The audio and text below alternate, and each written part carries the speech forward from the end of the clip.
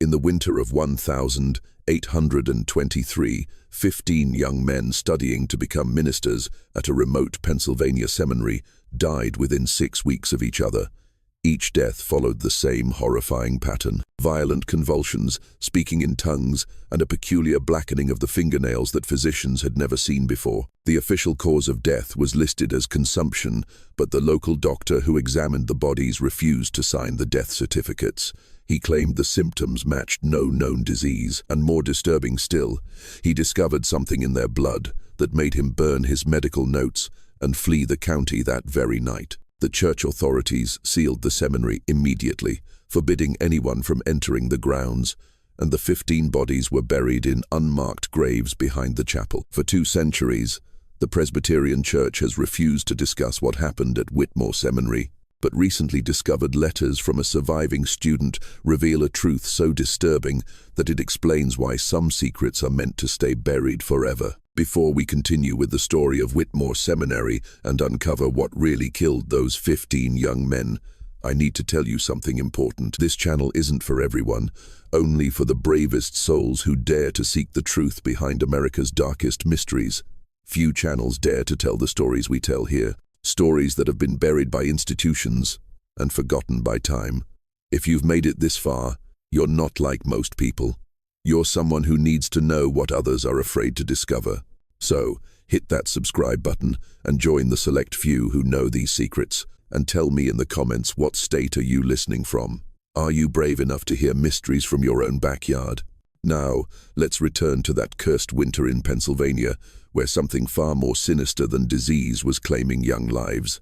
The story begins in the rolling hills of western Pennsylvania, where the Presbyterian Church had established Whitmore Seminary in 1819. Named after the Reverend Josiah Whitmore, a prominent minister who had died fighting in the Revolutionary War, the seminary was built to train the next generation of Presbyterian ministers for the expanding American frontier. The institution sat on 200 acres of pristine woodland, with a main building constructed of local limestone and a small chapel that could seat 50 people. Surrounding the main complex were dormitories, a dining hall, faculty housing, and a working farm that provided food for the community, all connected by cobblestone paths that wound through towering oak and maple trees. The seminary attracted young men from across Pennsylvania and neighboring states, drawn by its reputation for rigorous theological education and its affordable tuition. Most students came from farming families or small towns eager to serve God and bring civilization to the wild territories beyond the Appalachian Mountains.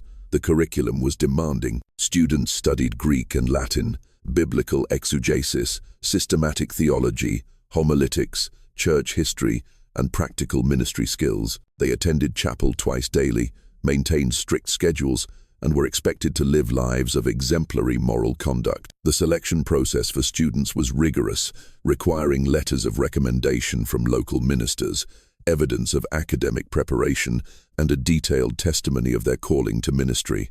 The Presbyterian Church took seriously its responsibility to train godly men for the frontier, where ministers often served multiple congregations across vast distances and faced challenges that required both theological knowledge and practical wisdom. In the autumn of 1823, 43 students were enrolled at Whitmore Seminary. The eldest was 8-year-old Marcus Hartwell, a former schoolteacher from Lancaster County, who had felt called to ministry after his wife died in childbirth. Marcus was a serious, contemplative man who had read extensively in theology and philosophy before coming to the seminary. His fellow students respected him for his maturity and often sought his counsel on both academic and personal matters. The youngest was barely 18, Timothy Brennan, the son of Irish immigrants, who had scraped together every penny to send their boy to seminary. Timothy's father had died in a mining accident when the boy was 14, and his mother had worked as a seamstress for 4 years to save enough money for his education. Timothy carried the weight of his family's sacrifices and was determined to succeed, often studying late into the night by candlelight. Between them were farmers, sons like Samuel Brewster, whose family had worked the same land in Lancaster County for 3 generations.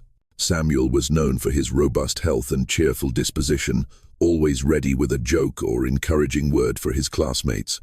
There was also Peter Cunningham, a quiet young man from western Pennsylvania, who had been raised by his grandfather after his parents died of fever. Peter was intensely pious and spent hours each day in private prayer, often fasting and seeking divine guidance for his future ministry.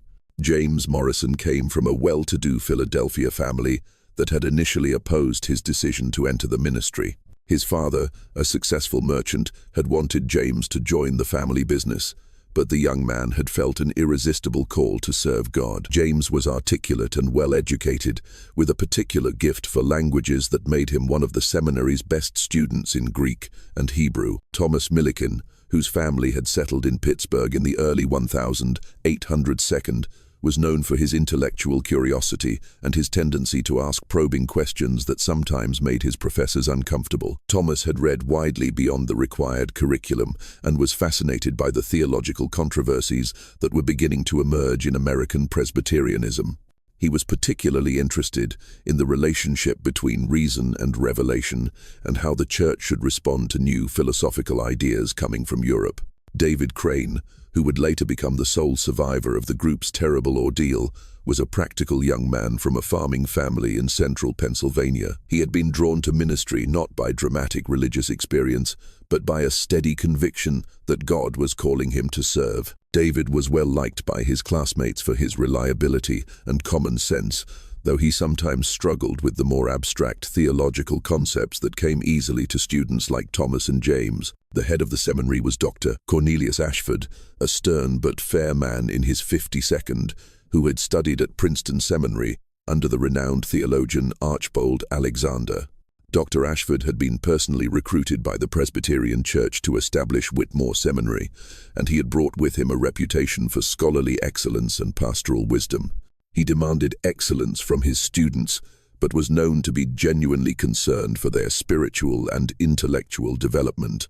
Dr. Ashford lived on campus with his wife Margaret and their teenage daughter, Sarah. Margaret Ashford was a cultured woman who had been educated at a female seminary in Philadelphia, and she took an active interest in the welfare of the students, often inviting them to dinner and providing maternal guidance to young men far from home. Sarah, 18 years old and possessed of both beauty and intelligence, was beloved by the students for her kind nature and sharp wit. She often helped in the seminary's library and had read more theology than many seminary graduates. The seminary's faculty included Professor Jonathan Hartley, who taught Greek and Hebrew and was known for his exacting standards and dry wit. Professor Hartley had spent several years studying in Germany and brought continental theological perspectives to his teaching, though he was careful to maintain orthodox Presbyterian positions. There was also Professor William Sterling, who taught church history and homiletics. Professor Sterling was a gifted preacher who had served several large congregations before accepting his teaching position, and his lectures were among the most popular at the seminary. The autumn of 1823 had been particularly harsh. Early snows had fallen in October, and by November, the seminary was already isolated by drifts that made travel to nearby towns difficult. The isolation was not entirely unwelcome, as it created an atmosphere of intensive study and spiritual reflection that the faculty encouraged. The students had settled into their winter routine of concentrated academic work, their days filled with lectures, prayer, and preparation for the spring examinations that would determine their fitness for ordination. The atmosphere was one of quiet scholarship and devotion, with the only sounds being the scratch of quills on parchment, the rustle of pages, the soft murmur of evening prayers, and the occasional crack of logs in the fireplaces that heated the buildings. The seminary's library contained over 3,000 volumes, including works by Calvin, Luther, Edwards, and other Reformed theologians, as well as commentaries, church histories, and works of practical theology. Life at the seminary followed a strict schedule that had been carefully designed to promote both academic excellence and spiritual growth. Students rose at 5 the morning for private devotions, a practice that Dr. Ashford insisted was essential for maintaining spiritual vitality. Morning prayers were followed by breakfast at 6, a simple meal of porridge, bread, butter, and milk that was eaten in silence, while one of the students read from a devotional work. Classes began at 7 o'clock and continued until noon, with subjects ranging from biblical languages to church history to systematic theology. Professor Hartley's Greek classes were notorious for their difficulty, and students often spent hours preparing for his recitations. Professor Sterling's church history lectures were more popular as he had a gift for bringing ancient controversies to life and helping students understand how past theological debates affected contemporary church life. Afternoons were reserved for study and preparation, with a brief break for physical exercise when weather permitted. The seminary maintained a gymnasium of sorts in one of the outbuildings where students could engage in calisthenics and other approved forms of exercise. More popular were walks through the surrounding woods, which provided both physical activity and opportunities for reflection and prayer.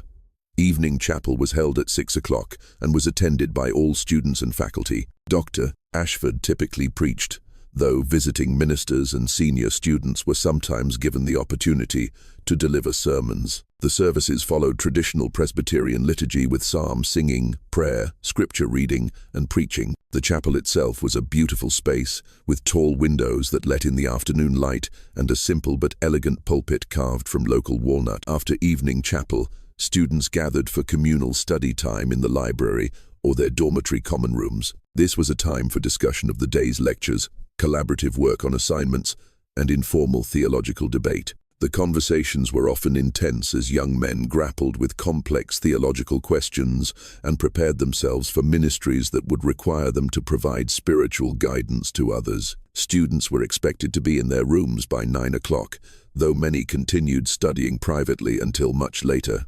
The dormitories were spartanly furnished, but comfortable enough, with each student having a small room containing a bed, desk, chair, washstand, and a small bookshelf.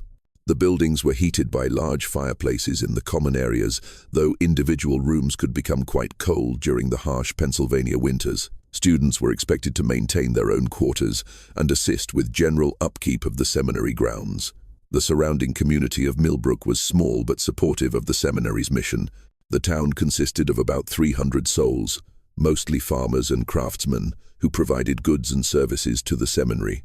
There was a general store, a blacksmith shop, a grist mill, and a small Presbyterian church where Dr. Ashford sometimes preached when the regular minister was away. The townspeople took pride in having the seminary in their midst and often attended special events and graduation ceremonies. The first sign that something was terribly wrong came on the morning of the 3rd of December, 1823. Thomas Milliken, a two-year-old student from Pittsburgh, failed to appear for morning chapel. This was highly unusual, as Thomas was known for his punctuality and had never missed a chapel service in his 2 years at the seminary. When his roommate David Crane went to check on him, he found Thomas writhing on his bed, his body contorting in violent spasms while unintelligible words poured from his lips. But what struck David most was not the convulsions or the strange utterances. It was Thomas's fingernails, which had turned completely black as if they had been dipped in ink. David immediately called for help, his shouts echoing through the dormitory corridors and rousing other students from their morning preparations. Within minutes, several classmates had gathered in Thomas's room, their faces pale with shock and concern as they witnessed their friend's inexplicable suffering. The convulsions were unlike anything they had ever seen. Thomas's back arched so severely that his body formed an almost perfect bridge, and his limbs jerked with such violence that it took 3 students to hold him down and prevent him from injuring himself. Dr. Ashford arrived within minutes, having heard the commotion from his residence nearby. The seminary's head was a man who prided himself on maintaining composure in difficult situations, but even he was visibly shaken by what he observed. Thomas's eyes had rolled back until only the whites were visible, and the words pouring from his mouth sounded like Latin, but were twisted into something that seemed to mock the very prayers the students had been taught to recite. Dominus viscum infernum, Thomas repeated over and over, his voice growing more guttural with each repetition. Corpus diaboli anima peritita. The words were recognizable as Latin, but they formed phrases that no Orthodox Christian would ever utter. Dr. Ashford, who was fluent in Latin from his theological studies, felt a chill run down his spine as he realized that Thomas was speaking in blasphemous inversions of sacred liturgical phrases. Dr. Ashford immediately summoned the local physician, Dr. Edmund Whitley, who lived in the nearby town of Millbrook. A messenger was dispatched on horseback through the snow-covered roads with instructions to bring the doctor back as quickly as possible. While they waited, Dr. Ashford led the gathered students in prayer for Thomas's recovery, though their voices trembled with uncertainty and fear. Dr. Whitley arrived within 2 hours, his medical bag in hand, and his face grim with concentration. He had been practicing medicine for over 30 years and had seen his share of strange ailments. But what he witnessed at Whitmore Seminary that day would haunt him for the rest of his life. Thomas's symptoms defied everything Dr. Whitley knew about medicine. The young man's pulse was rapid and irregular, sometimes racing so fast it seemed his heart might burst, then suddenly slowing to an almost imperceptible rhythm. The doctor's examination revealed other disturbing symptoms. Thomas's breathing was labored and accompanied by a strange whistling sound that seemed to come from deep within his chest. His skin had taken on a peculiar grayish pallor that Dr. Whitley had never seen in any living patient, and there were dark veins visible beneath the surface that seemed to pulse with their own rhythm. The black discoloration had spread from Thomas's fingernails to his entire hands, and similar dark patches were appearing on his neck and around his eyes. Most disturbing were the words he spoke during his convulsions. The Latin phrases were consistently blasphemous, inverting traditional prayers and liturgical responses in ways that suggested either profound theological knowledge or some form of supernatural influence. Dr. Whitley, though not a deeply religious man, found himself deeply unsettled by the precision and consistency of Thomas's blasphemous utterances. Dr. Whitley administered laudanum to calm the convulsions and applied cold compresses to bring down the fever, but nothing seemed to help. He tried bleeding Thomas, following the medical practices of the time, but the blood that flowed from the incisions was darker than normal and seemed to coagulate almost immediately. He attempted to induce vomiting to purge any potential toxins, but Thomas's stomach produced only a foul-smelling black bile that stained the basin and filled the room with an odor like rotting eggs. Throughout the day, word of Thomas's condition spread through the seminary community. Students gathered in small groups, whispering prayers and theories about what might have caused their classmates' strange illness. Some suggested it might be a form of consumption, though none had seen consumption present in such a bizarre manner. Others wondered if Thomas had been bitten by some venomous creature that had somehow survived the early winter, perhaps a snake or spider that had taken refuge in the warm dormitory buildings. A few of the more superstitious students began to mutter about divine judgment or demonic possession. Though Dr. Ashford quickly silenced such talk, he reminded them that they were training to be ministers of the gospel and that they should seek rational explanations for unusual events rather than resorting to superstition and fear. However, even Dr. Ashford found himself struggling to explain Thomas's symptoms in purely medical terms. As evening approached, Thomas's condition continued to deteriorate. The convulsions became more violent, and the blasphemous Latin phrases gave way to sounds that seemed barely human. Sarah Ashford, despite her father's protests, insisted on helping to care for Thomas, bringing fresh water and clean linens. She was struck by how cold Thomas's skin felt to the touch, despite the fever that was clearly ravaging his body. The other students maintained a prayer vigil throughout the night, taking turns reading scripture and offering intercessions for their friend's recovery. The atmosphere in the dormitory was one of profound sadness and growing fear as the young men grappled with the possibility that they might lose their classmate to this mysterious ailment. Thomas Milliken died at 3:00 the morning on the 4th of December, exactly 21 hours after the first convulsions began. His final moments were marked by a sudden return of consciousness and clarity that startled everyone present. The convulsion stopped, his eyes focused, and he looked directly at Dr. Whitley with an expression of profound terror and regret. His final words, spoken in a moment of clarity just before his death, were recorded by Dr. Whitley in his medical notes. The book in the chapel, God forgive us all.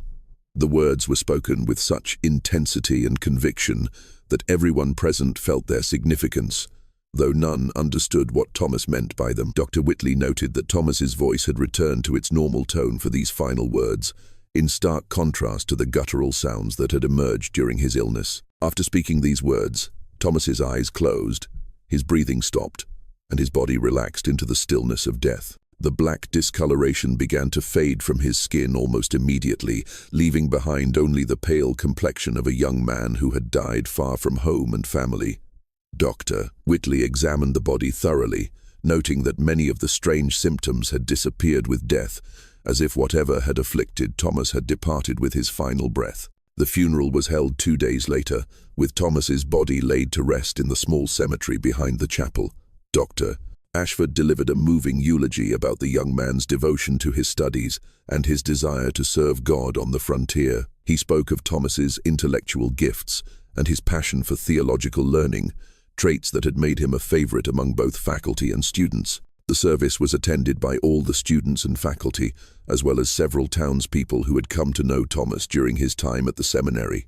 Many wept openly as they said goodbye to their friend and classmate. Timothy Brennan, the youngest student, was particularly affected by the loss, as Thomas had served as something of an older brother figure to him. Marcus Hartwell delivered a prayer at the graveside, asking God to receive Thomas's soul and to grant comfort to those who mourned his passing. But even as they mourned Thomas's death, a sense of unease had settled over the seminary community. The strange nature of his illness, the rapidity of his decline, and his final cryptic words had shaken everyone's sense of security and normality. Dr. Whitley had assured them that whatever had killed Thomas was likely an isolated incident, perhaps caused by spoiled food or exposure to some unknown toxin. But his words rang hollow in the face of such unusual symptoms. The winter seemed to press in around the seminary with renewed intensity after Thomas's death. The snow fell more heavily, the winds howled louder through the trees, and the buildings seemed to cack and groan under the weight of the cold and the weight of grief. Students began to complain of strange dreams and difficulty sleeping. Some reported hearing footsteps in the corridors at night, though investigation always revealed empty hallways. The atmosphere of quiet scholarship that had characterized the seminary began to give way to something more anxious and fearful. Professor Hartley noticed that his students seemed distracted during their Greek recitations, their minds clearly elsewhere, despite their efforts to concentrate on their studies. Professor Sterling found that his church history lectures, usually received with enthusiasm, were met with worried faces and absent stares out the windows at the dark winter landscape. Dr. Ashford tried to maintain normality by adhering strictly to the seminary schedule and encouraging the students to find comfort in their studies and devotions. He increased the frequency of chapel services and arranged for special prayer meetings focused on seeking God's comfort in times of trial. But despite his efforts, the shadow of Thomas's death hung over the community like a dark cloud that refused to lift. What none of them realized was that Thomas Milliken's death was only the beginning. The true horror would unfold over the following weeks, claiming life after life in a pattern so precise and methodical that it would challenge everything the survivors believed about disease, death, and the nature of evil itself. 3 days after Thomas's funeral, on the 9th of December, another student began showing the same terrifying symptoms. James Morrison, a quiet young man from Philadelphia who had been Thomas's study partner and closest friend at the seminary, woke his roommate with the same violent convulsions that had marked Thomas's final day. The convulsions began at exactly 3:00 the morning, the same time that Thomas had died. A coincidence that would not be lost on those who witnessed both events. The pattern was identical in every detail. The same black fingernails appeared within hours. The same twisted Latin phrases poured from his lips, and the same grayish pallor spread across his skin like a shadow. James's roommate, William Foster, immediately recognized the symptoms and ran to fetch Dr. Ashford and Dr. Whitley, his bare feet slapping against the cold dormitory floors as panic gripped his heart. Dr. Whitley was summoned again, this time with a growing sense of dread that had settled in his stomach like a cold stone. He had spent the days since Thomas's death researching every medical text he could find, seeking some explanation for the bizarre symptoms he had witnessed. He had written to colleagues in Philadelphia and Pittsburgh describing the case and asking for their insights, but nothing in his extensive library or correspondence offered any clues that could explain what he had seen. The blackened fingernails, the convulsions, the strange vocalizations, taken individually, each symptom might have had a rational explanation. Poisoning could cause convulsions.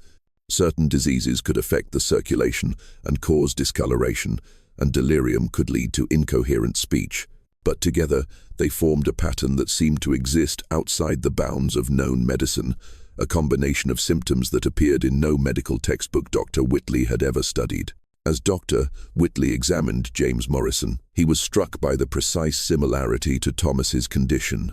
Not only were the symptoms identical, but they appeared to be progressing at exactly the same rate. The black discoloration spread from the fingernails at the same speed, the fever followed the same pattern of intensity, and even the specific Latin phrases were repeated word for word. It was as if James was following some predetermined script that had already been written by Thomas's illness. The students who gathered to witness James's suffering were now openly terrified. The coincidence of two identical illnesses occurring so close together had shattered any remaining hope that Thomas's death had been an isolated incident. Whispers began to spread through the dormitory about curses and divine judgment, though Dr. Ashford continued to insist on rational explanations and discourage superstitious speculation. James Morrison died exactly 21 hours after his symptoms began, just as Thomas had. His final words were identical. The book in the chapel. God forgive us all. The precision of the timing and the repetition of the same final message sent a chill through everyone present. Dr. Whitley had begun to suspect some form of contagion, though he had never encountered any disease that produced such consistent symptoms and timing. The possibility of contagion led Dr. Whitley to order that James's body be prepared for burial immediately and that his personal effects be burned as a precautionary measure.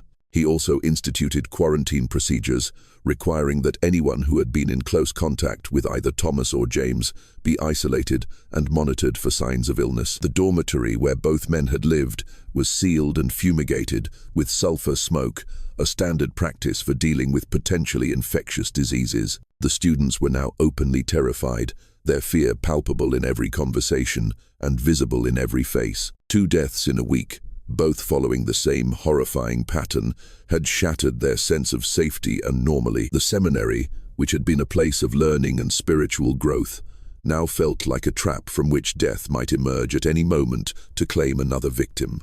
Dr. Ashford attempted to maintain order by increasing the frequency of chapel services and encouraging the students to find comfort in prayer and study. He arranged for additional prayer meetings and Bible studies, hoping that increased devotional activity might provide both spiritual comfort and practical distraction from their fears. He also wrote to the Presbyterian Church authorities in Philadelphia, informing them of the situation and requesting guidance on how to proceed.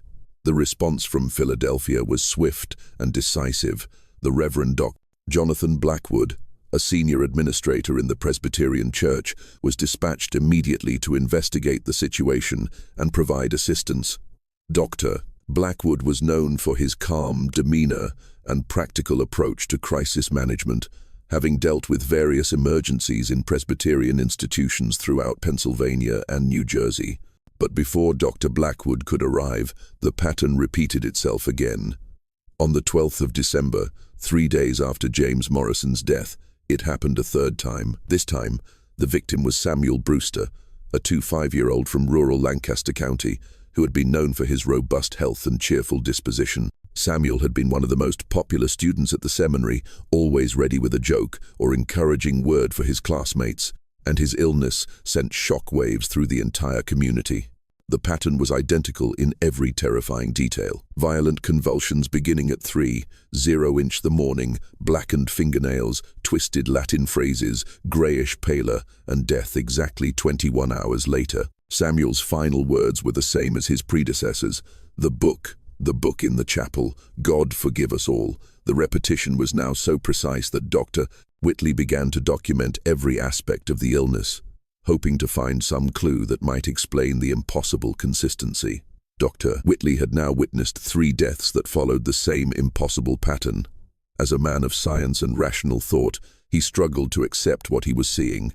The symptoms defied medical explanation, the timing was unnaturally precise, and the final words suggested some shared knowledge or experience that connected the victims in ways he couldn't understand. He began to suspect that the deaths might not be natural at all, but he had no framework for understanding what else they might be. The arrival of Dr. Blackwood on the 15th of December brought some measure of relief to the beleaguered seminary community. Dr. Blackwood was a man in his 62nd, with silver hair and penetrating blue eyes that seemed to miss nothing. He had served the Presbyterian Church for over 40 years and had dealt with everything from financial scandals to theological controversies. He immediately took charge of the situation with the authority and confidence that came from decades of experience. Dr. Blackwood immediately convened a meeting with Dr. Ashford, Dr. Whitley, and the senior faculty to discuss the situation and develop a plan of action. He listened carefully to Dr. Whitley's detailed account of the 3 deaths, asking pointed questions about symptoms, timing, and any potential connections between the victims. He also interviewed several students who had been close to the deceased, seeking any information that might explain the mysterious pattern. His assessment was pragmatic and decisive, though privately he was deeply troubled by what he had learned. Dr. Blackwood concluded that the seminary was dealing with some form of highly contagious disease that had not yet been identified by medical science. While he had never encountered anything like the symptoms Dr. Whitley described, he had seen enough epidemics to know that unknown diseases could sometimes emerge and devastate communities before doctors understood how to treat them.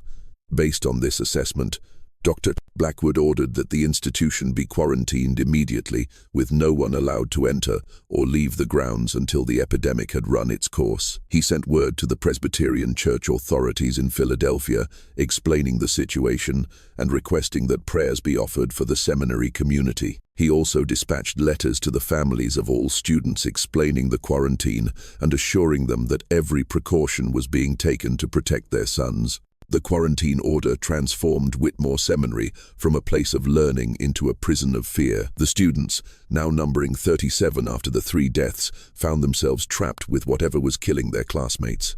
The normal rhythms of academic life became secondary to the constant vigil against death. Every morning brought the terrifying question, who would be next?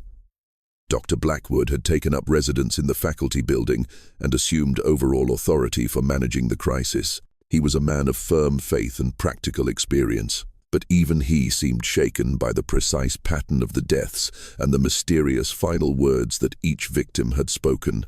He established a strict schedule of prayer services, hoping that divine intervention might halt whatever was claiming the students' lives. The daily routine under quarantine was carefully structured to maintain both order and morale.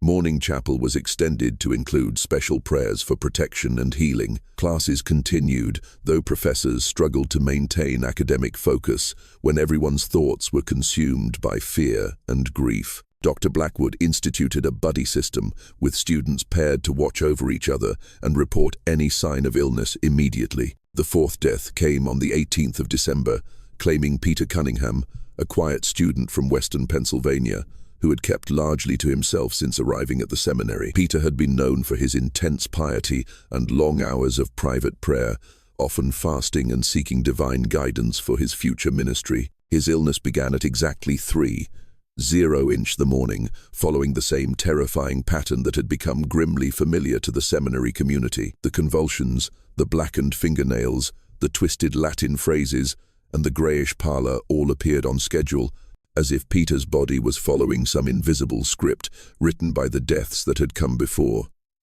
Dr.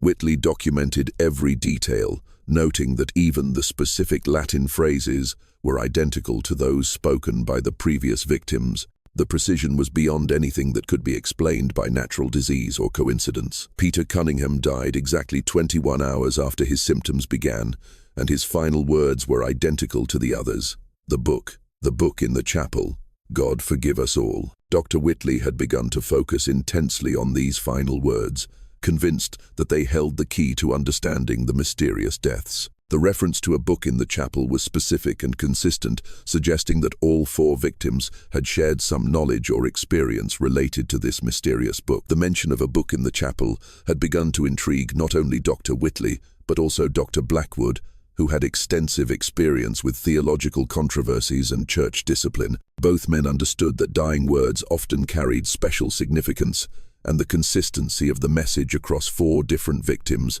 suggested that it was not merely the product of delirium or fever-induced hallucinations. Dr. Blackwood, approached Dr. Ashford about conducting a thorough search of the chapel, but the seminary's head was reluctant to disturb the sacred space based on what he considered the ravings of dying men.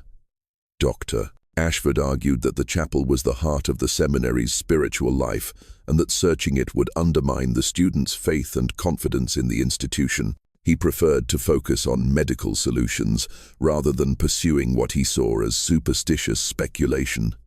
However, Dr. Blackwood's experience with church controversies had taught him that dying words often revealed secrets that the living were reluctant to acknowledge. He had investigated cases of clerical misconduct, financial impropriety, and theological deviation, and he knew that religious institutions sometimes harbored dark secrets beneath their pious exteriors. The consistency of the dying words, combined with the inexplicable nature of the deaths, convinced him that a thorough investigation was necessary.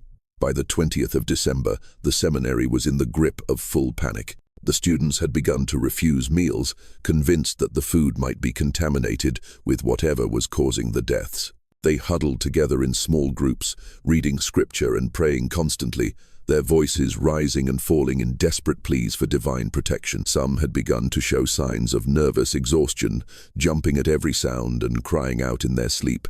The faculty struggled to maintain order and continue the educational mission of the seminary, but the atmosphere of terror was becoming overwhelming. Professor Hartley's Greek classes were attended by hollow-eyed students who could barely concentrate on their recitations. Professor Sterling's church history lectures were interrupted by sudden prayers and outbursts of fear when students thought they heard sounds in the hallways. Several students had begun writing letters to their families, begging to be allowed to leave the seminary despite the quarantine order. Timothy Brennan, the youngest student, had written to his mother, expressing his fear that he would never see her again. Marcus Hartwell, the eldest and most mature student, had taken it upon himself to provide leadership and comfort to his younger classmates. But even he was struggling with the constant pressure of living under the shadow of death.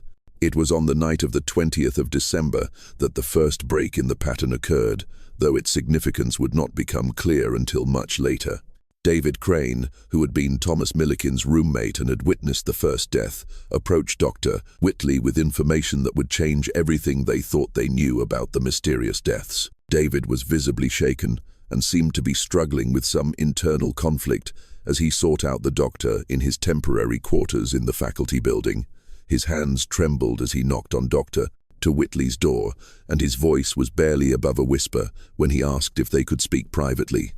Dr. Whitley, exhausted from days of futile medical efforts and growing dread, invited David into his room and offered him a chair. What David revealed was a confession that he had been carrying for weeks, a secret that he had been too frightened and ashamed to share, even as his friends died one by one. He told Dr.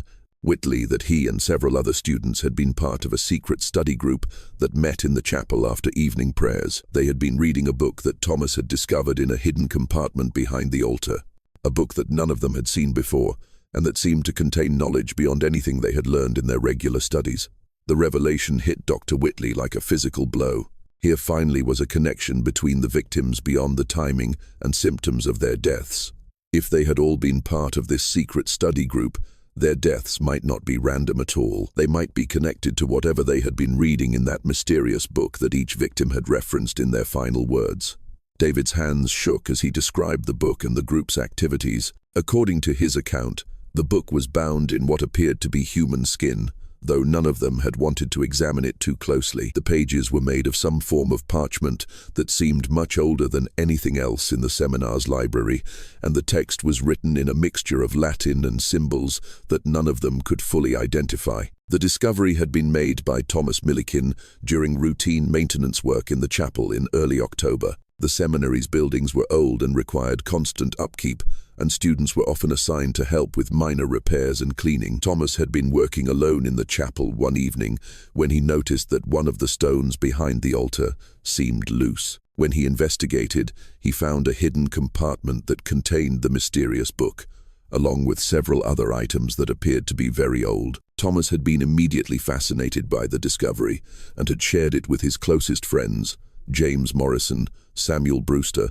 Peter Cunningham, David Crane, and Marcus Hartwell. The 6 young men had formed a secret study group to examine the book and attempt to decipher its contents. They began meeting twice weekly after evening prayers when the chapel was empty and the faculty had retired for the night. According to David's trembling testimony, the book appeared to be some form of advanced theological text, but written in a style and language that seemed to predate anything they had studied in their regular curriculum. The symbols and diagrams scattered throughout the text suggested knowledge of spiritual practices that went far beyond Orthodox Presbyterian doctrine. The Latin text was interspersed with Hebrew words and strange symbols that resembled no alphabet any of them had encountered. Thomas had been convinced that the book contained secret wisdom that could enhance their understanding of divine mysteries and make them more effective ministers. He argued that God had led him to discover the book for a purpose, and that they had a responsibility to study its contents and unlock its secrets.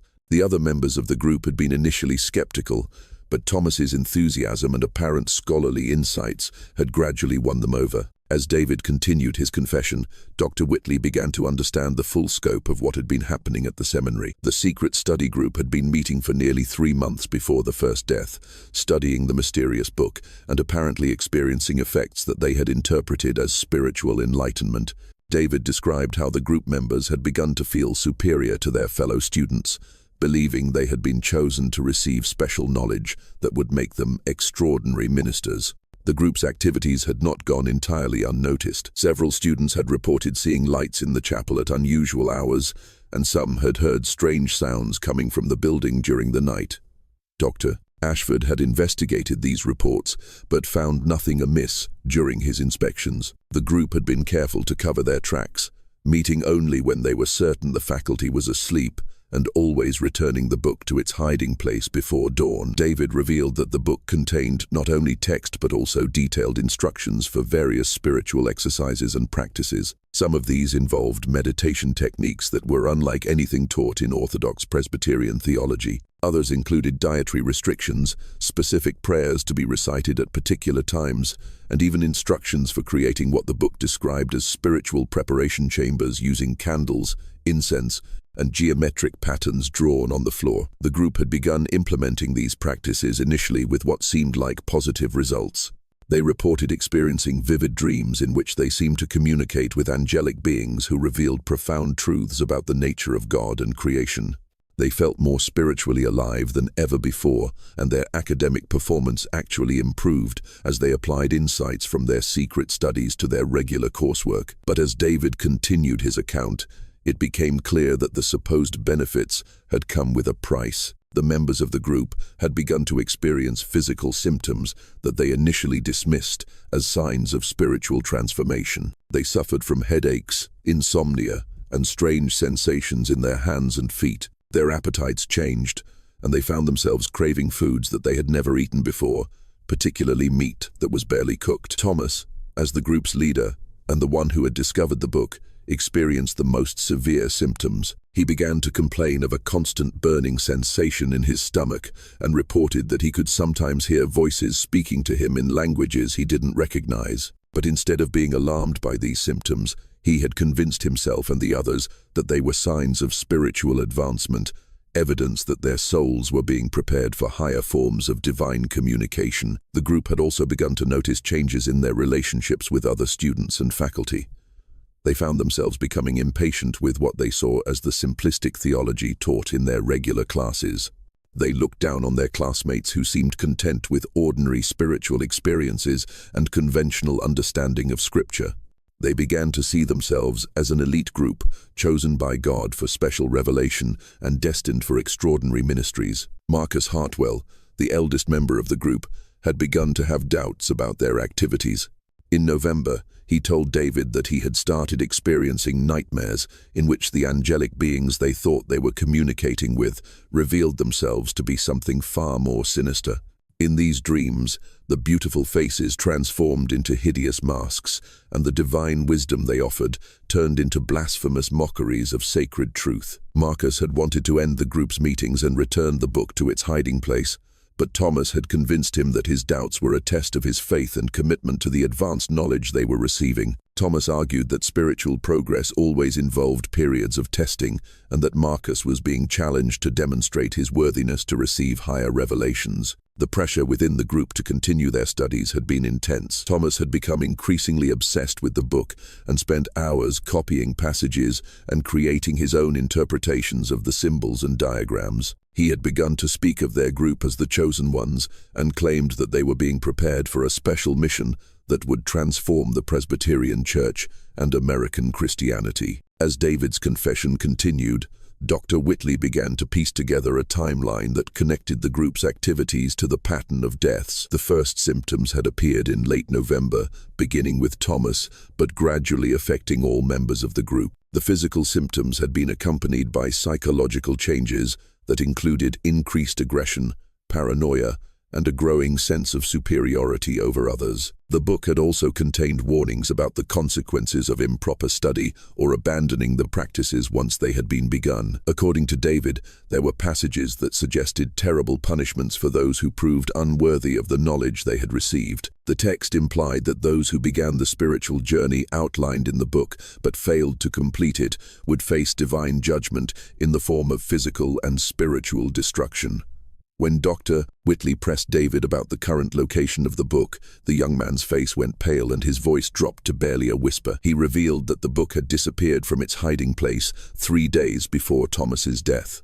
The group had gathered for their regular meeting on the 30th of November, only to find the hidden compartment empty. They had searched the entire chapel, but found no trace of the book or any sign that someone else had discovered their secret. The disappearance of the book had thrown the group into a panic. Thomas had been convinced that someone had discovered their activities and stolen the book to prevent them from completing their studies. He had become increasingly agitated and paranoid, accusing fellow students and even faculty members of spying on them and working to undermine their spiritual progress. In the days following the book's disappearance, the group members had begun experiencing more severe symptoms. The headaches became constant, the insomnia worsened, and they began to have shared nightmares in which they were pursued by dark figures who demanded that they return something they had stolen. Thomas had interpreted these experiences as signs that they were being tested and that they needed to prove their commitment to the spiritual path they had begun. David's revelation cast the deaths in an entirely new light. If the victims had all been part of this secret study group, their deaths might not be the result of disease or natural causes at all. They might be connected to whatever spiritual or psychological processes had been triggered by their study of the mysterious book. Dr. Whitley found himself grappling with possibilities that lay outside his medical training and scientific worldview. The implications of David's confession were staggering. If the book contained some form of dangerous knowledge or practices that had somehow caused the deaths, then the seminary might be dealing with something far more complex than a medical epidemic. Dr. Whitley realized that he needed to share this information with Dr. Blackwood immediately, as the church officials' experience with theological controversies might provide insights that medical science could not offer. The discovery of the secret study group sent shockwaves through the seminary community when Dr. Whitley shared David's confession with Dr. Blackwood. The church officials' reaction was immediate and decisive. He ordered a full investigation, interrogating every student and faculty member about their knowledge of the group and the mysterious book. What he uncovered was a conspiracy of silence that had been maintained for months, with nearly half the student body aware of the secret meetings, but too frightened to speak out. Dr. Blackwood's investigation revealed the depth of the deception that had been occurring under the seminary's roof. Students came forward with accounts of seeing lights in the chapel at unusual hours, hearing strange chanting and unfamiliar prayers, and noticing changes in the behavior of the group members. Several admitted that they had been approached by Thomas Millikin about joining the group, but had declined, either from suspicion about the secretive nature of the activities or from concern about violating seminary rules. Professor Hartley revealed that he had noticed changes in the academic performance and behavior of several students, including Thomas, James, Samuel, and Peter. While their scholarly work had initially improved, They had become increasingly argumentative during class discussions and had begun to challenge orthodox theological positions in ways that seemed designed to provoke controversy rather than engage in legitimate scholarly debate. Professor Sterling reported similar observations about the group members' behavior during his church history lectures. They had become dismissive of traditional Presbyterian teaching and had begun to express ideas that seemed to draw from sources outside the approved curriculum. When questioned about their sources, they had been evasive and claimed to be developing their own theological insights through prayer and meditation. The truth that emerged from Dr. Blackwood's investigation was more disturbing than anyone had imagined. The secret study group had been operating for nearly 3 months, meeting twice weekly in the chapel after evening prayers. The group had consisted of 6 students: Thomas Milliken, James Morrison, Samuel Brewster, Peter Cunningham, David Crane, and Marcus Hartwell. They had been studying the contents of the mysterious book and implementing practices that were clearly outside the bounds of Orthodox Presbyterian theology. According to testimony from multiple witnesses, the group members had begun to exhibit signs of spiritual pride and exclusivity that were completely contrary to the humility and unity that the seminary sought to foster. They had formed an inner circle that looked down on their fellow students and seemed to believe they had access to superior spiritual knowledge. This attitude had created tension and division within the student body, though few had understood the source of the problem. Dr. Blackwood's experience with theological controversies had taught him to recognize the warning signs of heretical movements and spiritual deception. The behavior described by witnesses, the secrecy, the claims of special revelation, the growing sense of superiority, and the departure from orthodox teaching all pointed to a classic pattern of spiritual corruption that he had encountered in other contexts. The church official also noted the significance of the fact that the deaths had begun only after the book had disappeared from its hiding place. This suggested that the book itself might not be the direct cause of the deaths, but rather that the deaths might be connected to the spiritual and psychological processes that had been set in motion by the group's activities. Dr. Blackwood ordered a thorough search of the chapel, despite the processes that Ashford's continued reluctance to disturb the sacred space. The search revealed the hidden compartment that David had described, along with evidence that it had recently been occupied. The compartment contained traces of wax from candles, ashes from burned materials, and faint markings on the walls that suggested the presence of symbols or diagrams that had been partially erased.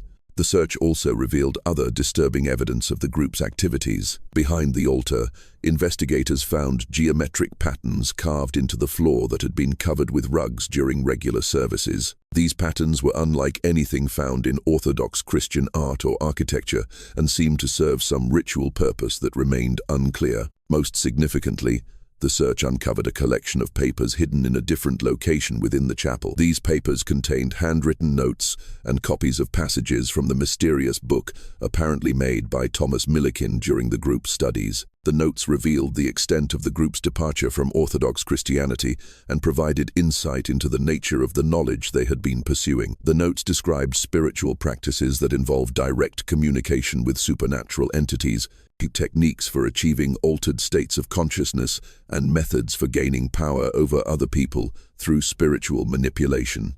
The language used was a mixture of Christian terminology and concepts that seemed to draw from occult traditions that were completely foreign to Presbyterian theology. One particularly disturbing passage, copied in Thomas's handwriting, described a ritual for opening the gates between worlds that required the participation of 6 individuals who would serve as vessels for divine manifestation.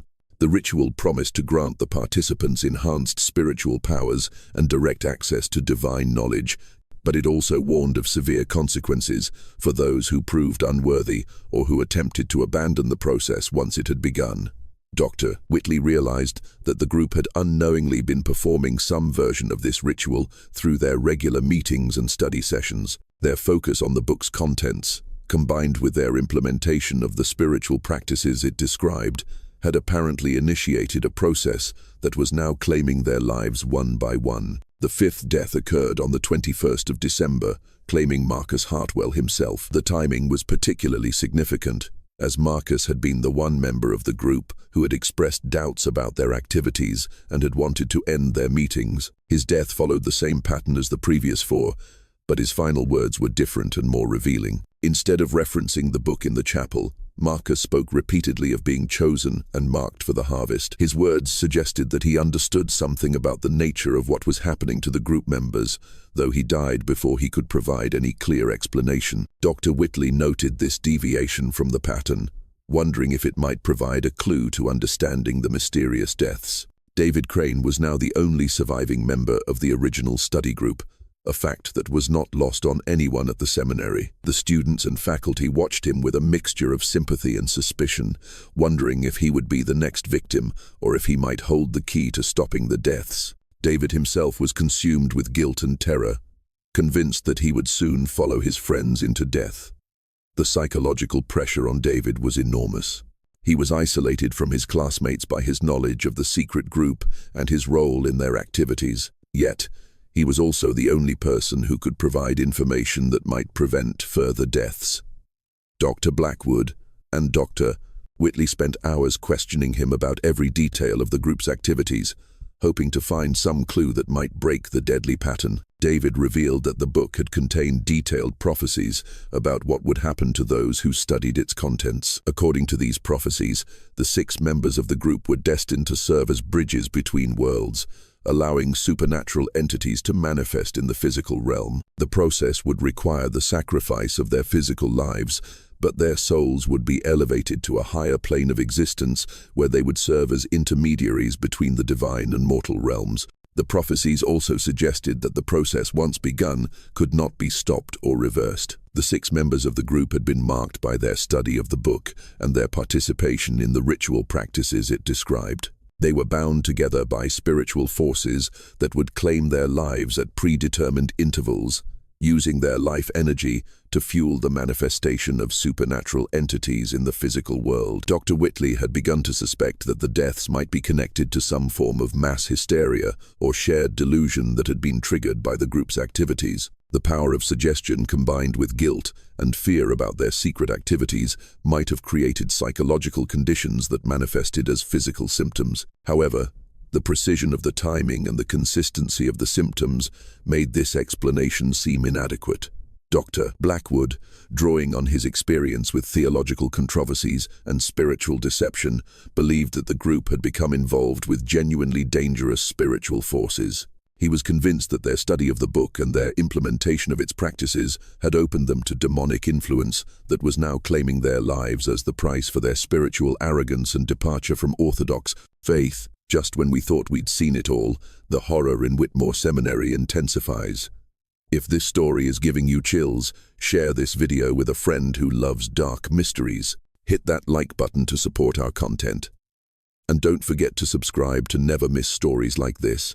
Let's discover together what happens next, because the truth about that mysterious book is about to be revealed in ways that will challenge everything you believe about good and evil. The tension at the seminary reached a breaking point on the 22nd of December, when David Crane, unable to bear the weight of his knowledge and guilt any longer, made a desperate decision. He had been experiencing the same physical symptoms that had preceded the deaths of his friends: headaches, insomnia, and a burning sensation in his stomach. Convinced that he would be the next victim, he decided to make one final attempt to understand what had happened to them and possibly find a way to break the deadly pattern. David's search for answers led him to explore parts of the seminary that had been abandoned or forgotten since its construction. He had remembered Thomas mentioning that the book seemed much older than the seminary itself, which suggested that it might have been hidden in the chapel before the building was even completed. This possibility led David to investigate the history of the land and the circumstances surrounding the seminary's founding. His search took him to the basement of the main building, where old construction materials and abandoned furniture were stored. It was there, behind a wall that had been bricked up decades earlier, that he made a discovery that would change everything they thought they knew about Whitmore Seminary and the mysterious book that had cost his friends their lives. The hidden chamber that David uncovered was small, but filled with items that clearly predated the seminary's construction. There were books, documents, personal effects, and artifacts that suggested someone had deliberately concealed these materials before the building was completed. Most importantly, the chamber contained evidence of the true identity of the man for whom the seminary had been named. The documents David discovered painted a picture of the Reverend Josiah Whitmore that was completely different from the heroic Revolutionary War minister that the seminary's founders had believed they were honoring. The real Josiah Whitmore had indeed been a minister, but he had also been involved in occult practices that had scandalized his congregation and ultimately led to his expulsion from the Presbyterian Church. According to the documents, Whitmore had been ordained as a Presbyterian minister in 1768 and had served a congregation in eastern Pennsylvania for several years. However, he had gradually become involved with mystical and occult practices that he claimed would enhance his spiritual powers and make him a more effective minister. He had begun to incorporate elements of folk magic, astrology, and ceremonial magic into his religious practice, justifying these departures from Orthodox Christianity as advanced forms of spiritual knowledge. Whitmore's congregation had initially been impressed by his apparent spiritual gifts and his claims of receiving direct revelations from God. However, as his practices became more extreme and his teachings more divergent from Presbyterian doctrine, opposition had begun to grow. Several church members had accused him of practicing witchcraft and consorting with evil spirits, charges that Whitmore had vehemently denied while continuing to pursue his occult studies. The situation had come to a head in 1781 when Whitmore had attempted to perform what he described as a great working that would permanently open communication between the physical and spiritual worlds. The ritual had required the participation of 6 volunteers from his congregation, whom he had convinced to serve as vessels for divine manifestation. The ritual had taken place in the church during a secret meeting, attended only by Whitmore's most devoted followers. According to the documents, the ritual had gone terribly wrong. Instead of achieving divine communication, the 6 participants had all died within hours of the ceremony. Their bodies found in the church the next morning in a state that witnesses described as horrifying. The exact nature of their condition was not detailed in the documents, but references to blackened extremities and blasphemous utterances suggested disturbing similarities to what had been happening at the seminary. The deaths had caused an immediate scandal that had spread throughout the Pennsylvania Presbyterian community. Whitmore had been arrested and charged with murder, though he had maintained his innocence and claimed that the deaths were the result of divine judgment on those who had proven unworthy of the spiritual advancement he had offered them. The trial had been brief and decisive. Multiple witnesses had testified about Whitmore's occult practices and his departure from Orthodox Christian teaching. The physical evidence found in the church, including ritual implements, occult books, and geometric patterns carved into the floor, had convinced the jury that Whitmore had indeed been practicing witchcraft and that his activities had directly caused the deaths of the 6 congregation members. Josiah Whitmore had been convicted of witchcraft and murder and had been executed in 1782, not dying heroically in the Revolutionary War, as the seminary's official history claimed. His personal library and ritual implements had been confiscated by church authorities, who had intended to destroy them, but had apparently decided instead to hide them away where they could not cause further harm. The documents revealed that the land where Whitmore Seminary had been built was the same property where Josiah Whitmore had conducted his occult practices and where the 6 members of his congregation had died. The seminary's founders had been unaware of this history, having been told that they were honoring a martyred patriot rather than a convicted witch and murderer. Most significantly, David discovered that the mysterious book that had been the focus of his study group was Whitmore's personal grimoire, a collection of occult knowledge and ritual instructions that he had compiled over years of study and practice. The book contained not only the spiritual exercises that the group had been performing, but also detailed accounts of Whitmore's experiments in supernatural communication and his theories about opening permanent gateways between the physical and spiritual worlds. The grimoire explained why the book had been hidden in the chapel and why it had such a powerful effect on those who studied it. Whitmore had deliberately consecrated the land for his occult practices and had designed his rituals to create permanent spiritual openings that would allow supernatural entities to manifest in the physical world. The book had been placed in the chapel as a trap for anyone who might discover it, ensuring that Whitmore's work would continue even after his death. According to the grimoire's instructions, the ritual that Whitmore had attempted required the life force of 6 participants to fuel the opening of gateways between worlds.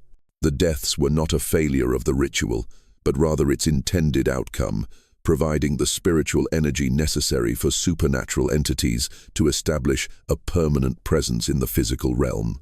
David realized with growing horror that he and his friends had unknowingly been repeating Whitmore's failed experiment. Their study sessions had gradually prepared them to serve as the 6 vessels required for the ritual, and their deaths were not random tragedies, but necessary sacrifices for a process that had been set in motion over 40 years earlier. The grimoire also contained information about how the ritual might be interrupted or prevented, though the methods described were as dangerous as the ritual itself. According to Whitmore's notes, breaking the ritual would require destroying the grimoire and performing a counter-ritual that would sever the connection between the physical and spiritual worlds. However, the grimoire warned that attempting to break the ritual would result in the immediate death of any remaining vessels, as the supernatural entities would claim their lives to prevent the interruption of the process. Armed with this terrible knowledge, David Crane faced an impossible choice. He could attempt to break the ritual and save the seminary from further tragedy,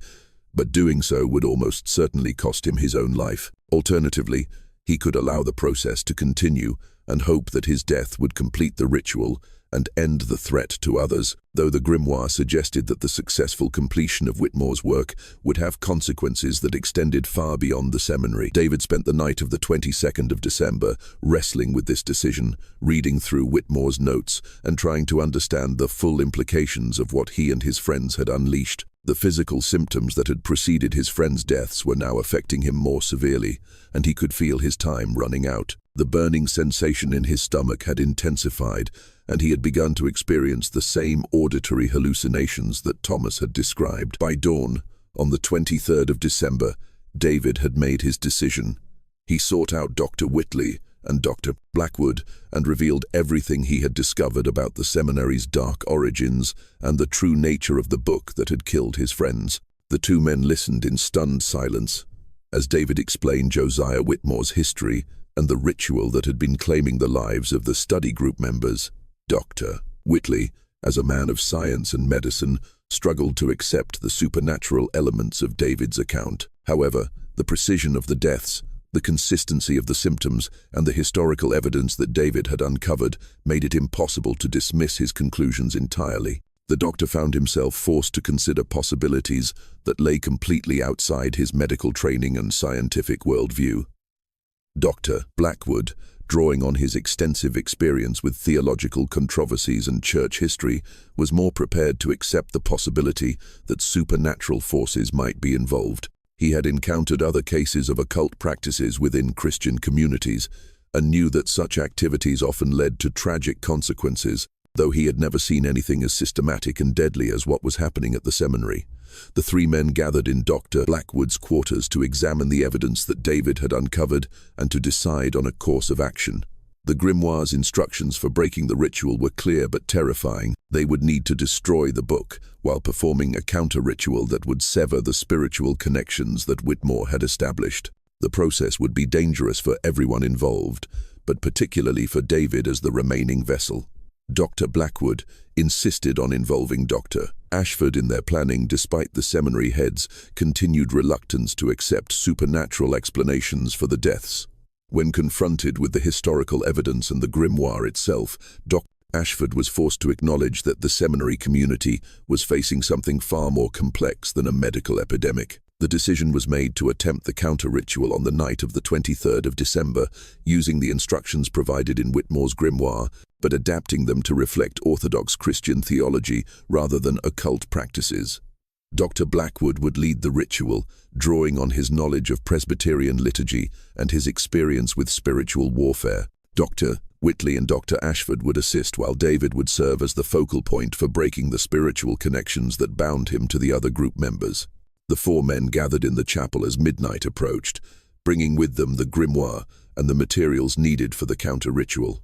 The chapel felt different than it had during regular services, colder, more oppressive, and filled with a sense of spiritual presence that was clearly malevolent. The air itself seemed to thicken as they prepared for the ritual, making it difficult to breathe and causing their candles to flicker despite the absence of any breeze. Dr. Blackwood began the counter-ritual by reading passages from Scripture that specifically addressed spiritual warfare and divine protection. He called upon God to break the evil influences that had taken hold of the seminary and to protect those who sought to oppose the forces of darkness. His voice was strong and confident, though the others could see the strain in his face as he confronted spiritual realities that challenged even his experienced faith.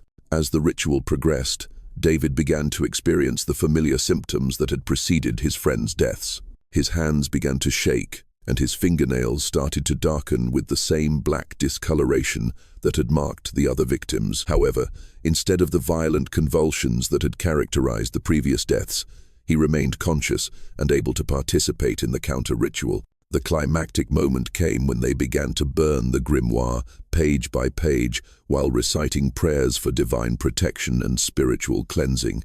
As each page was consumed by flames, the spiritual oppression in the chapel seemed to intensify.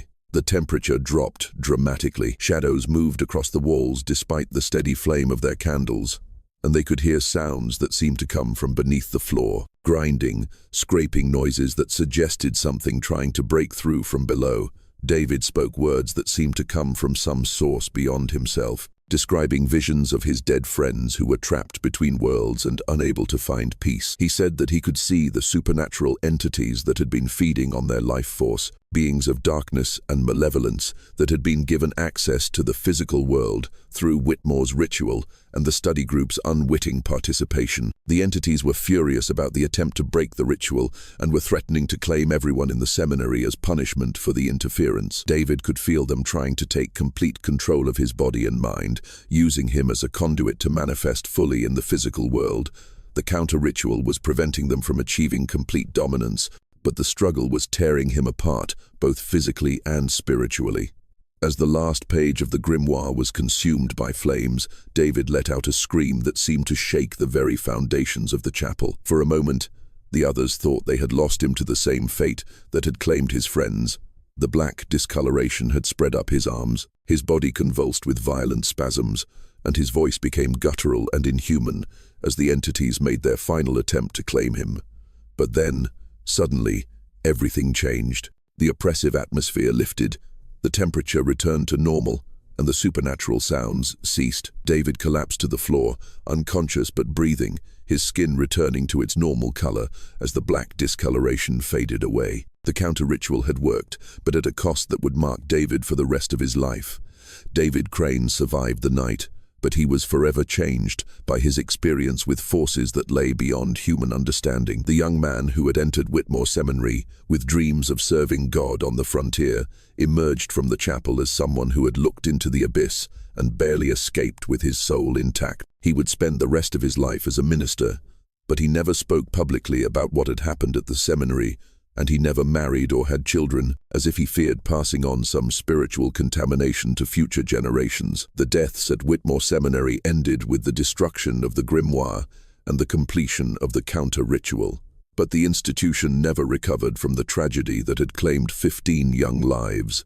The Presbyterian Church authorities, faced with the historical evidence of Josiah Whitmore's true identity and the occult origins of the seminary's location, decided to close the institution permanently. The official reason given was the need to relocate to a more accessible location, but those involved in the investigation understood the real motivation for the closure. Dr. Ashford resigned his position as head of the seminary and accepted a pastor in a small Pennsylvania town, where he spent the remainder of his career serving a quiet, rural congregation. He never spoke publicly about the events at Whitmore Seminary, though his family noted that he became much more conservative in his theological views and was deeply suspicious of any claims of special revelation or advanced spiritual knowledge. Professor Hartley and Professor Sterling both found positions at other Presbyterian institutions, though their experiences at Whitmore had left them wary of student activities that took place outside the regular curriculum. They became advocates for stricter oversight of seminary communities and more careful screening of students for signs of spiritual pride or heretical tendencies. The surviving students were transferred to other Presbyterian seminaries to complete their education, though many struggled with the trauma of their experiences. Several left the ministry entirely unable to reconcile their faith with the supernatural horrors they had witnessed. Others became exceptionally orthodox in their theology, as if seeking to protect themselves from any hint of the spiritual dangers they had encountered. Dr. Whitley's medical practice never recovered from his experience at the seminary. The rational scientific worldview that had guided his career had been shattered by events that defied medical explanation. He moved to a different county shortly after the incident and began drinking heavily, struggling to cope with memories that challenged everything he had believed about the nature of reality. He eventually died of liver disease in 1835. His family reporting that he suffered from terrible nightmares for the rest of his life and would often wake up screaming about blackened fingernails and blasphemous Latin phrases. Dr. Blackwood returned to his administrative duties in Philadelphia, but the experience at Whitmore Seminary had profoundly affected his understanding of spiritual warfare and the reality of supernatural evil. He became one of the Presbyterian Church's leading experts on identifying and combating occult influences within Christian communities, though he was careful never to discuss the specific details of what had happened at the seminary. The buildings at Whitmore Seminary were abandoned and eventually sold to a private buyer who was unaware of their dark history. The main building was converted into a private residence, while the other structures were either demolished or repurposed for agricultural use. The chapel where the grimoire had been discovered and destroyed was converted into a living room, though visitors often commented on the room's unusual atmosphere, describing it as cold and oppressive. Even on warm days, the cemetery where the 15 victims were buried was moved to make way for agricultural improvements, and the bodies were reinterred in a public cemetery in Millbrook. The graves were marked with simple stones that gave only the names and dates of death, with no mention of their connection to the seminary or the circumstances of their deaths. Over time, even these modest memorials were forgotten, and the location of the graves became lost to local memory. Dr. Whitley's medical notes from the incident were sealed by church authorities and deposited in the Presbyterian Historical Society's archives, where they remained classified for nearly 2 centuries. The official cause of death for all 15 victims was listed as consumption complicated by nervous exhaustion, a diagnosis that satisfied public curiosity but concealed the true nature of the tragedy. The church's investigation reports and Dr. Blackwood's recommendations for preventing similar incidents were also classified and stored alongside Dr. Whitley's notes. The letters that David Crane wrote to his family during and after the incident were discovered in 2019 when his great-great-grandson was cleaning out an old trunk in the family's attic. These letters, along with Dr. Whitley's notes and fragments of the church investigation, provide the only surviving account of what really happened at Whitmore Seminary during that terrible winter of 1823-1824. David's letters reveal the profound impact that the experience had on his understanding of good and evil, faith and doubt, and the dangers of spiritual pride. He wrote extensively about the seductive nature of the forbidden knowledge that the group had pursued and the gradual way that their pursuit of spiritual advancement had led them away from orthodox Christian faith. He expressed deep remorse for his role in the tragedy and spent the rest of his life trying to atone for his participation in activities that had cost his friends their lives. The letters also reveal David's ongoing struggle with guilt and trauma in the years following the incident. He was haunted by vivid nightmares, in which he relived the deaths of his friends and was tormented by the possibility that he might somehow be responsible for their fates. He sought counseling from several ministers and theologians, though he was never able to find complete peace with what had happened. David's ministry career was marked by exceptional orthodoxy and a deep suspicion of any claims of special revelation or advanced spiritual knowledge. He served several rural Pennsylvania congregations, focusing on practical pastoral care and biblical preaching rather than theological speculation. His sermons were noted for their emphasis on humility, the dangers of spiritual pride, and the importance of remaining within the bounds of Orthodox Christian teaching. The mystery of Whitmore Seminary serves as a chilling reminder of the dangers that can arise when spiritual pride and the pursuit of forbidden knowledge lead people away from the safety of Orthodox faith and community accountability. The 15 young men who died had been sincere in their desire to serve God, but their ambition to become extraordinary ministers had led them to seek shortcuts to spiritual power that ultimately destroyed them. The story also illustrates the way that past evils can continue to influence present events, as Josiah Whitmore's occult practices created spiritual openings that remained active for decades after his death. The seminary's founders had been completely unaware that they were building on cursed ground, but their ignorance did not protect the institution from the consequences of its dark heritage. The Presbyterian Church's response to the tragedy reflects the institution's commitment to protecting its members from spiritual dangers while maintaining the confidentiality necessary to prevent panic and scandal. The decision to classify the investigation reports and relocate the surviving students demonstrated both pastoral concern and institutional wisdom in dealing with events that challenged conventional understanding. The long-term effects of the Whitmore Seminary incident can be seen in the Presbyterian Church's subsequent policies regarding seminary oversight and student activities.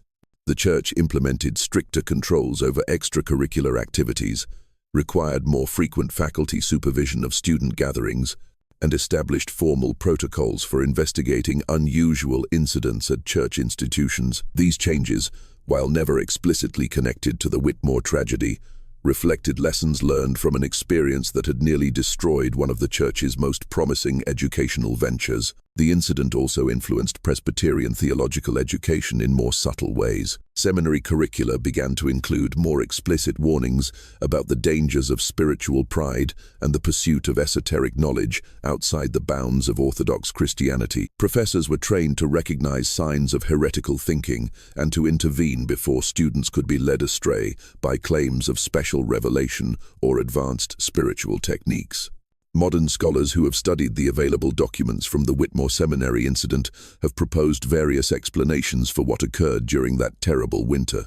Some suggest that the deaths were the result of mass hysteria triggered by guilt and fear over the group's secret activities. According to this theory, the power of suggestion combined with the isolation and stress of seminary life created psychological conditions that manifested as physical symptoms severe enough to cause death. Others have proposed that the group may have been experimenting with psychoactive substances that were included in the mysterious books, instructions leading to poisoning that caused the consistent symptoms and timing of the deaths. This theory is supported by historical evidence that some occult practitioners of the period did use various herbs and compounds in their rituals, some of which were known to be toxic in certain combinations or dosages.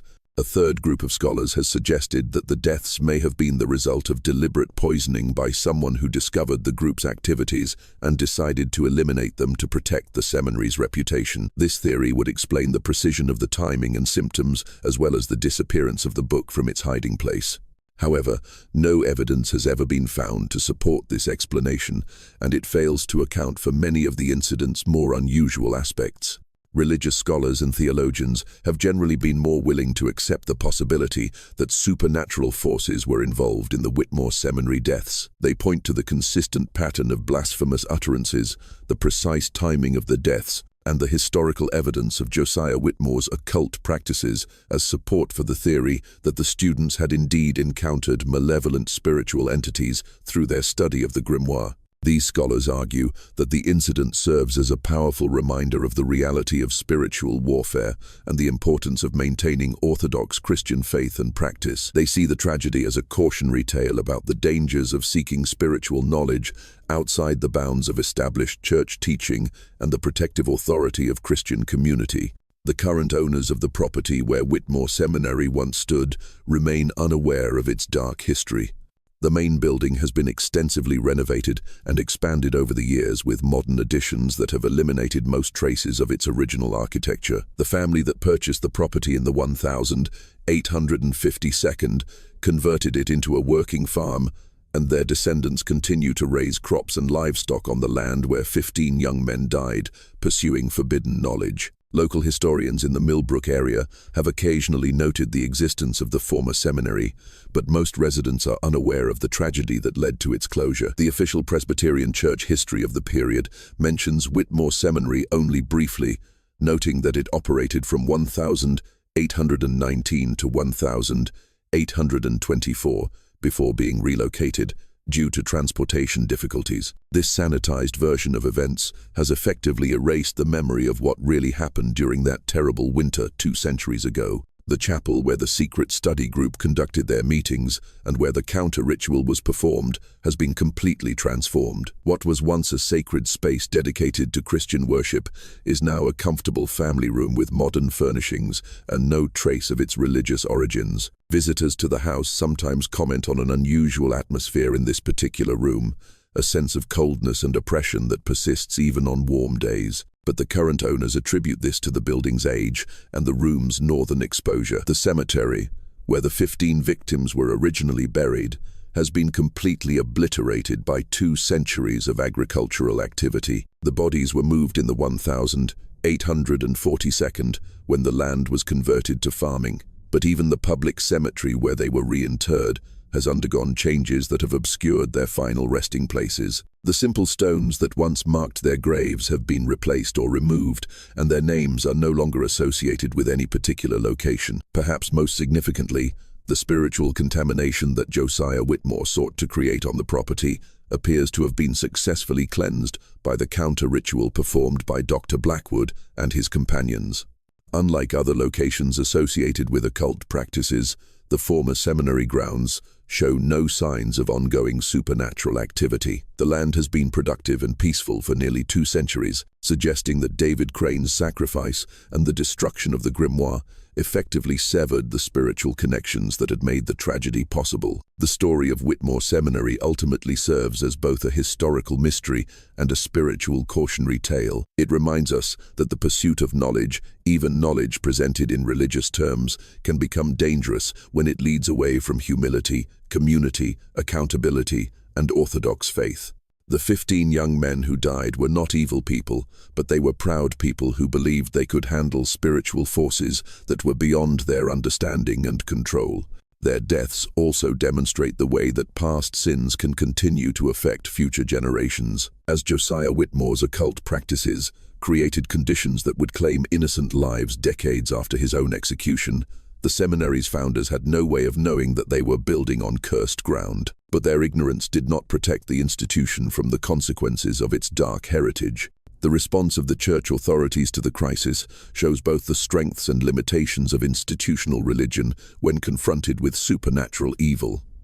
Dr. Blackwood's willingness to take spiritual warfare seriously and to act decisively in the face of unexplained deaths probably saved the seminary community from even greater tragedy. However, the church's subsequent decision to suppress information about the incident, while understandable from a pastoral perspective, has prevented future generations from learning important lessons about spiritual discernment and the reality of supernatural evil. The medical profession's response to the incident, as represented by Dr. Whitley's experience, illustrates the limitations of purely naturalistic approaches to understanding human experience. Dr. Whitley's scientific training prepared him to diagnose and treat physical ailments, but it left him completely unprepared to deal with phenomena that appeared to have spiritual rather than material causes. His subsequent alcoholism and early death suggest that some experiences are too traumatic to be processed within a purely secular worldview. David Crane's survival and his subsequent ministry career demonstrate that it is possible to encounter supernatural evil and emerge spiritually intact, but only through reliance on divine protection and orthodox Christian faith. His willingness to sacrifice his own life to save others reflects the highest ideals of Christian service, while his lifelong struggle with trauma shows the lasting effects that such experiences can have on those who survive them. The gradual fading of memory about the Whitmore Seminary incident reflects broader cultural changes in American society's understanding of spiritual reality. In 1823, most Americans still believed in the reality of supernatural forces and the possibility of spiritual warfare. By the late 19th century, scientific materialism had begun to replace religious explanations for unusual phenomena, making it easier for incidents like the Whitmore tragedy to be forgotten or reinterpreted in naturalistic terms. Today, the story of Whitmore Seminary challenges both religious and secular worldviews. For believers, it serves as a reminder that spiritual warfare is real and that the pursuit of religious knowledge must be balanced by humility and submission to orthodox teaching. For skeptics, it presents a historical puzzle that resists easy explanation and forces consideration of possibilities that lie outside the bounds of materialistic thinking. The recently discovered letters and documents that have brought the Whitmore Seminary story to light also raise questions about what other secrets might be hidden in family attics and church archives across America. How many other incidents of supernatural activity have been forgotten or suppressed over the centuries? What lessons might be learned from tragedies that were deliberately erased from historical memory? The story also speaks to contemporary concerns about the dangers of spiritual pride and the pursuit of esoteric knowledge outside the bounds of established religious authority. In an age when alternative spiritualities and claims of special revelation are increasingly common, the fate of the Whitmore Seminary Study Group serves as a warning about the potential consequences of abandoning traditional safeguards and community accountability. The 15 young men who died at Whitmore Seminary were guilty of nothing more than ambition and curiosity, qualities that are generally considered virtues in American culture. Their tragedy reminds us that even positive character traits can become dangerous when they lead away from humility and wisdom. Their desire to become extraordinary ministers led them to seek shortcuts to spiritual power that ultimately destroyed them and left lasting scars on all who knew them. The Presbyterian Church's handling of the incident, while successful in preventing immediate panic and scandal, also demonstrates the costs of institutional secrecy. By suppressing information about what had happened, church authorities protected their organization's reputation, but also ensured that future generations would be unable to learn from the tragedy. The recent discovery of hidden documents suggests that other important historical events may have been similarly concealed, waiting for accident or providence to bring them to light. Perhaps most importantly, the story of Whitmore Seminary serves as a reminder that human beings are spiritual as well as physical creatures, and that our spiritual choices have real consequences that extend beyond our individual lives. The occult practices of Josiah Whitmore created spiritual conditions that affected innocent people decades after his death, while the faithful response of David Crane and his companions restored spiritual health to a contaminated location. In our increasingly secular age, stories like that of Whitmore Seminary challenge us to consider the possibility that spiritual realities are as important as physical ones, and that our choices about faith, morality, and religious practice have consequences that extend far beyond what we can see or measure. Whether we interpret the events in supernatural or psychological terms, the tragedy serves as a powerful reminder of the importance of humility, community, accountability, and careful discernment in all matters of faith and spirituality. This mystery shows us that the most terrifying evils often grow from the purest intentions, and that the road to damnation can be paved with sincere desires to serve God. The story of Whitmore Seminary is not just a tale of supernatural horror, but a meditation on the dangers of spiritual pride and the importance of maintaining humility in our relationship with the divine. What do you think of this story? Do you believe everything was revealed, or do you think there are still secrets buried in the ruins of that Pennsylvania seminary? Leave your comment below and tell us what you think really happened during that terrible winter of 1823. If you enjoyed this tale and want more horror stories like this, subscribe, hit the notification bell, and share with someone who loves mysteries as much as you do. Until next time, remember that some secrets are meant to stay buried, and some knowledge is too dangerous to seek. See you in the next video.